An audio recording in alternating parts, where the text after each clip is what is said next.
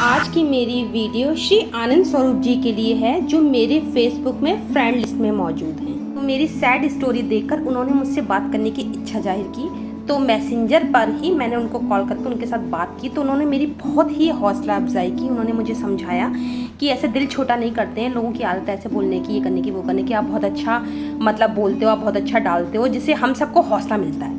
पहले तो मैं उनके श्री चरणों में शत शत नमन करना चाहूँगी कि उन्होंने मुझसे ये बात कही। इतने बड़े संत होके जो श्री आनंदपुर मंदिर में जो अपने हाथों से सेवा कर रहे हैं, वो मुझसे ये बात कह रहे हैं कि उन्हें मुझसे प्रेरणा मिलती है। सबसे पहली बात तो ये है कि मैं उनके लिए अनजान थी, लेकिन उसके बावजूद भी उनके अंदर जो भाव आया मुझे उस दुख से निकालने का, मेरा हौसला अफजाई करने का, ये बहुत बड़ी बात है।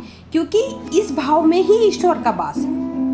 ईश्वर किसी के कपड़े लत्ते, जेवर या चढ़ौती चढ़ाने में या व्रत रखने में नहीं है। ईश्वर केवल भाव का भोगा है। बाद में उनको रियलाइज़ हुआ कि वो मुझे बताते उन्हें काफ़ी वक्त हो गया, तो बाद में वो क्षमा मांगने लगे।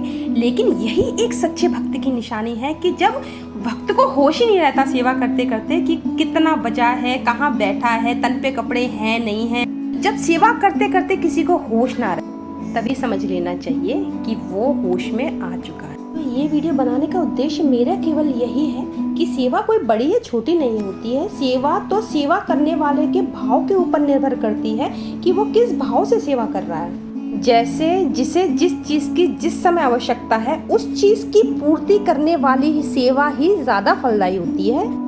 जैसे किसी को भूख लगी है और आप किसी बड़ी सी शॉप पे ले जाके उसे महंगे महंगे कपड़े दिला दें, लेकिन उसे ज़रूरत तो उस समय भोजन की है ना, तो उस समय उसके लिए वो कपड़े व्यर्थ हैं, तो वो आपकी सेवा फलदायी नहीं हुई।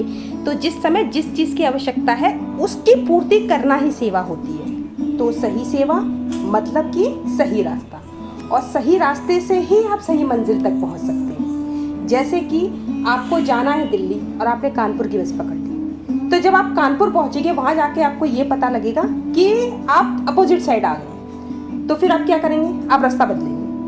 आप घूम के जा सकते हैं, लेकिन उसमें समय की बर्बादी होगी। और ये याद रखिए कि इस शरीर की समय सीमा तय है। एक समय बाद प्रकृति आपसे ये शरीर भी छीन लेगी, और फिर आपको सही मंजिल पे पहुंचने के लिए दोबारा से जन्म लेना पड़ेगा, और फिर शुरू से यही सब शुरू करना पड़ेगा जो कि आप अभी कर रहे हैं। और उस समय दिमाग कैसा होगा ये कोई जानता है? आज हमारा दिमाग ऐसा है कि हम श्री चरणों में अपने आप को समर्पित कर दिया है। फिर अगले जन्म में कैसा दिमाग होगा? कहाँ के भटके कहाँ पहुँचेंगे? सही है ना?